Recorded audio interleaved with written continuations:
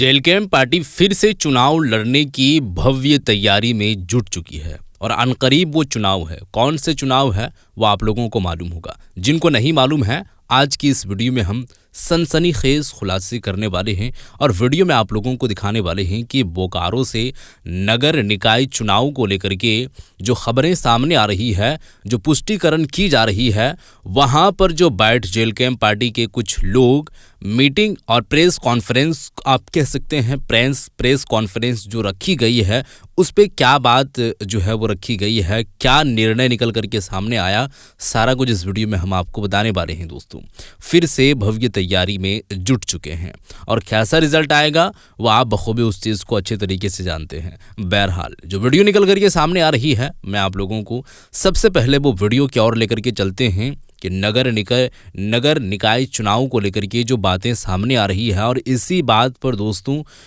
अवैध कोयले की जो अभी तस्करी हो रही है, आप ऐसा कह सकते हैं, तो वहाँ पर भी एक सनसनीखेज जो है वो खुलासा देखने को मिला है। अब क्या देखने को मिला है वो भी आप समझ जाएंगे। वीडियो आप देखें, उसके बाद आगे की हम बात करेंगे। पहले आप ये वीडियो को देखें। डिजिटल मीडिया सभी को झारखंड लोकतांत्रिक क्रांतिकारी मोर्चा की ओर से आप सभी का अभिनंदन स्वागत करते हैं।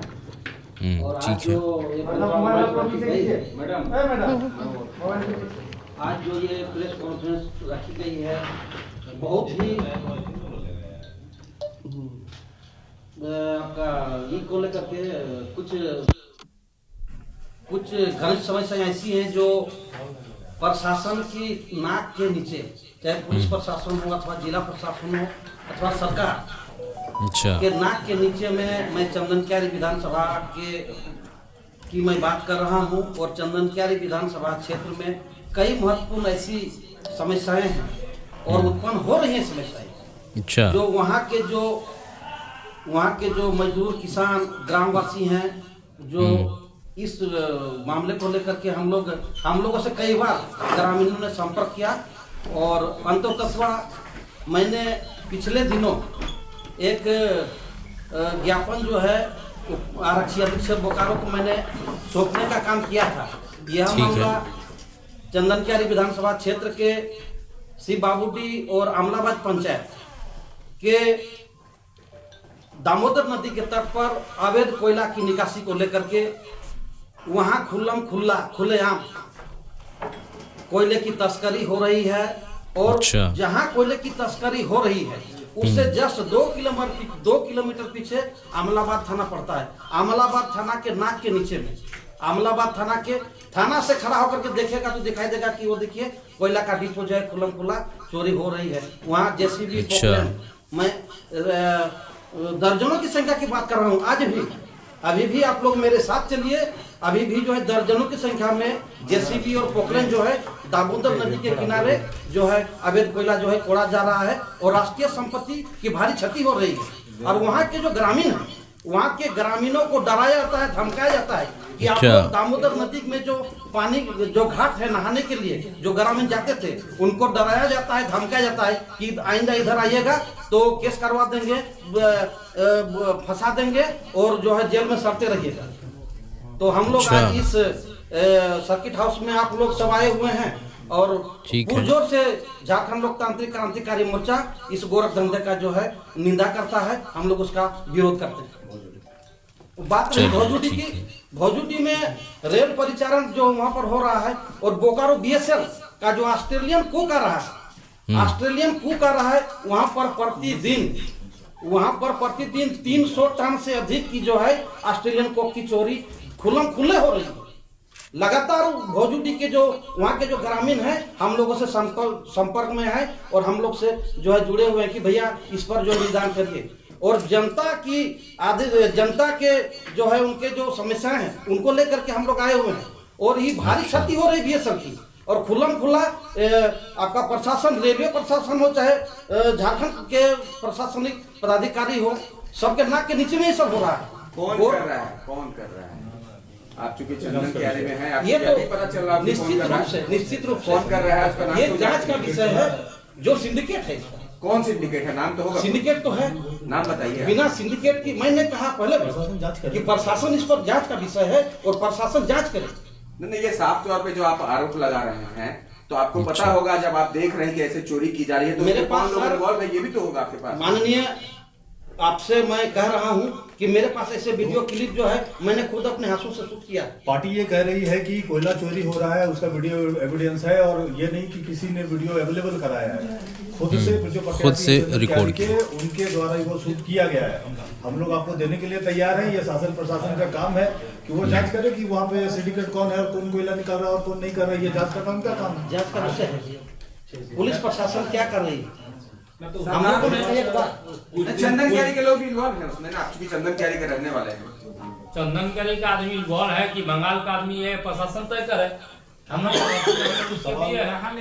सवाल जनता की समस्या को आप सबों के बीच में रखना मेरा काम है। सवाल थोड़ी देर बाद ले लेंगे, सबका लेंगे, और इस बीच में 3 और मुद्दा है जिस पर बात रख लेंगे। सबसे पहले बात, उस दिन आप लोग कुछ दिन पहले देखे कि आप लोगों का एक प्रतिनिधि मंडल एसपी से मिला, बिल्कुल इसी मुद्दे पर। तो आप लोगों को एसपी ने क्या आश्वासन दिया था? क्या लगता है कि बोकारो के एसपी भी मिले हुए हैं या पूरा नहीं, डीआईजी सब मिले हुए हैं? हम लोग का ये कहना है कि कोयला चोरी के मैटर पे जो परसेप्शन है कि जहाँ कहीं भी संगठित अपराध है, जहाँ कहीं भी ऑर्गेनाइज्ड क्राइम है, वहाँ पर संबंधित थाना को पूरी जानकारी होती है। अगर थाना इंचार्ज ये कहता है कि हमको जानकारी नहीं है तो वो झूठ बोलता है। अच्छा, उसकी शिथिलता है कि वो कार्रवाई ना करे। अब उस पूरे नेटवर्क में कौन जुड़ा हुआ है, ये प्रशासन का काम है, सरकार का काम है इस चीज को देखना। हम लोग अगर इसको अंडरलाइन कर रहे हैं तो उसको देखना पड़ेगा। सवाल वो स्टेटमेंट चाहे जो भी दो, लेकिन जे दे, लेकिन जांच पड़ताल में निकल कर सामने आएगा। के बाद अब नगर निगम चुनाव को लेकर के, तो झारखंड के अंदर जो 48 नगर निकाय का जो चुनाव होने वाला है, ट्रिपल टेस्ट की जो प्रक्रिया चल रही है, कहीं कहीं किसी जिले में रिपोर्ट आया है, कहीं कहीं रिपोर्ट नहीं आया है। पार्टी के तरफ से ये कहा जा रहा है कि जयराम जी की सहमति भी है, पार्टी के अंदर चर्चा है कि जितने नगर निकाय हैं 48 के 48, सब में जेएल कैंप के जो कार्यकर्ता हैं वो चुनाव लड़ेंगे। और जो लोकतंत्र को लेके, जनप्रतिनिधित्व को लेकर जितना भी फॉर्मेट है उसमें नगर निगम का चुनाव एक पार्ट है। तो नगर निकाय, नगर परिषद, नगर निगम का जो चुनाव है वो जेएल कैंप के जो कार्यकर्ता हैं वो लड़ेंगे।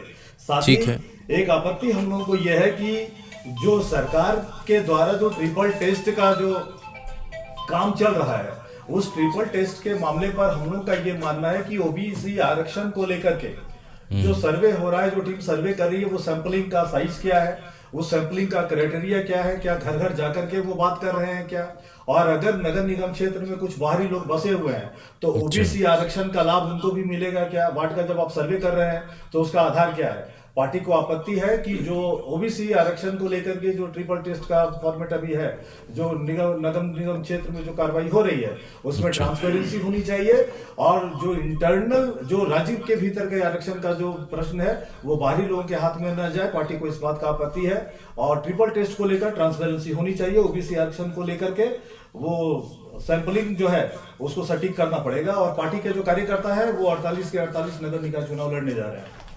अच्छा, सीओ वीडियो आवास में भ्रष्टाचार को लेकर के आप लोग प्रबुद्ध पत्रकार हैं, आप लोगों को पता है कि स्वयं मुख्यमंत्री मान रहे हैं कि सीओ वीडियो ऑफिस में भ्रष्टाचार हो रहा है। पार्टी का सवाल ये है कि जब पिछले 5 साल से आपकी सरकार चल रही है और अब 2 महीना आपकी सरकार की हो गई है, तो ये पिछले 62 महीने से अगर आप ये फाइंडिंग लेकर के आ रहे हैं कि सीओ वीडियो ऑफिस में भ्रष्टाचार है, जवाबदेह कौन है? अगर आपकी सरकार है, कांग्रेस, आरजेडी और जेएमएम की गठबंधन की सरकार है, आप अगर ये आरोप लगा रहे हैं कि भ्रष्टाचार है सीओ वीडियो ऑफिस में, तो इसको रोकने का काम किसका है? अब है कि सीओ और वीडियो से आप पैसा लेते हैं ट्रांसफर और पोस्टिंग में, ये सबको ही जानता है। ऑफ द रिकॉर्ड आप लोग पत्रकार हैं सर, बहुत सारे सीओ वीडियो आपके टच में है, ऑफ द रिकॉर्ड बात कीजिए, आप लोग की जानकारी में ये चीज। हम लोगों से भी कई लोग बोलते हैं कि हम लोग कितना पैसा देकर के कहाँ आए हैं और कहाँ गए हैं। तो जब आप ट्रांसफर पोस्टिंग में पैसा लेंगे तो कोई इन्वेस्ट करेगा तो वो रिकवरी करेगा, लेकिन ये ठीक है क्या? सिस्टम को आप खुद करप्ट बना रहे हैं। तो जो लोग प्रशासन में बैठे हुए हैं उनका दायित्व है कि वो शासन को दुरुस्त करें। सीओ वीडियो के ऑफिस में अगर भ्रष्टाचार है तो उसके लिए मौजूदा हेमंत सोरेन सरकार, जेएमएम के कार्यकर्ता, कांग्रेस के कार्यकर्ता और आरजेडी के कार्यकर्ता इसके लिए जिम्मेवार हैं। पार्टी सीधा सीधा आरोप लगा रही है। और एक और बात, मैया सम्मान योजना को लेकर आपको पता है कि जब अनुपूरक बजट आया था, अभी तो अब बजट सत्र शुरू होने जा रहा है लास्ट फरवरी में, लेकिन इसके पहले अनुपूरक बजट जब आया था 11,500 करोड़ रुपया का अनुपूरक बजट में 6200 करोड़ रुपया मैया सम्मान योजना के लिए दिया गया था। और जब पैसा है, आपने हेर एंड देर से जुगाड़ किया था, विभाग से आपने सरेंडर कराया पैसा, और आप जो जुगाड़ किए हैं, आप अनुपूरक बजट में लेकर के आए तो जनवरी का आपने भुगतान क्यों किया? बोकारो की डीसी जब ये फाइंडिंग लेकर के आती है कि एक ही अकाउंट में 95 लोग लाभुकों का पैसा जा रहा है, तो इसके अच्छा। जिम्मेवार कौन है? तो कहीं ना कहीं ये है कि जब राज्य सरकार कोई योजना बनाती है जिला स्तर पे या राज्य स्तर पे, तो राज्य को खोखला करने वाले कुछ लोग ऐसे हैं जो इस तरह के सिस्टम का फायदा उठा रहे हैं। हालांकि ये शासन और प्रशासन की विफलता है। अगर डीसी ये मान रही है कि इस तरह का हुआ है, तो ये उपायुक्त महोदय का भी दायित्व बनता है कि उसको लेकर के सटीक वो कार्रवाई करे। मैया सम्मान योजना में जो लीकेजेस हैं उसको लेकर के, हालांकि हमारी पार्टी मैया सम्मान योजना का समर्थन शुरू से नहीं कर रही थी। कैश ट्रांसफर स्कीम को लेकर हम लोग हमेशा से इसके विरोधी रहे हैं। बहुत सारी बातें पार्टी के केंद्रीय अध्यक्ष टाइगर जयराम महतो जी, जो माननीय विधायक हैं, उन्होंने भी कहा है।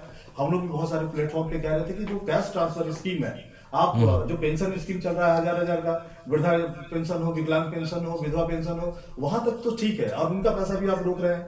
मैया सम्मान योजना का अनुपूरक बजट में प्रावधान है, फिर भी आप भुगतान नहीं कर रहे हैं। ऊपर से ये घपला घोटाला हो रहा है। तो इन सब चीजों को लेकर के अगर सरकार चला सकती है, हालांकि इनका ये पॉलिटिकल कमिटमेंट है, पार्टी की तरफ से डिमांड है कि आपने वोट लेने के पहले महिलाओं के साथ जो कमिटमेंट किया है उसको हर हाल में आपको पूरा करना चाहिए। या अगर हम लोग ये मान के चल रहे थे कि सरकार का जो बजट है लगभग 1,30,000 करोड़ रुपए के आसपास का सालाना जो बजट आता है सरकार का, उसमें मैया सम्मान योजना के लिए पैसा नहीं है। 24,000 करोड़ रुपए के आसपास का पैसा उसमें जाता है। तो हम लोग ये मान करके चलते हैं कि अगर सरकार ये चाहती है, हेमंत सोरेन की सरकार अगर ये मानती है कि बजट अलाउ नहीं कर रहा है, और अगर वो नहीं दे सकते हैं, तो बहानाबाजी करने से अच्छा है कि मुख्यमंत्री राज्य के लोगों से माफी मांगे।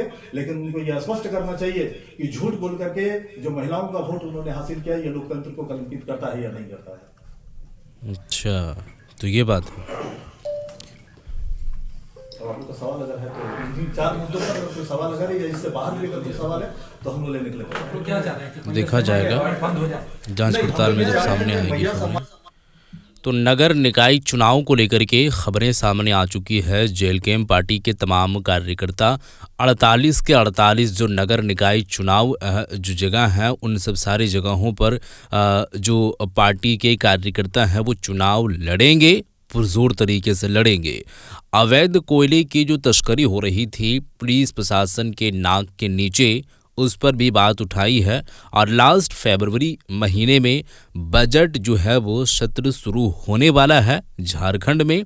अब यहाँ पर देखने वाली बात है, ये इन्होंने जो ये बात कहे हैं मैया सम्मान योजना को लेकर के 24,000 करोड़ रुपया सालाना, एटलीस्ट अमूमन तौर पर देखा जाए तो इनका ये कहना है कि खर्च है 1,30,000 करके ऐसा पैसा आता है।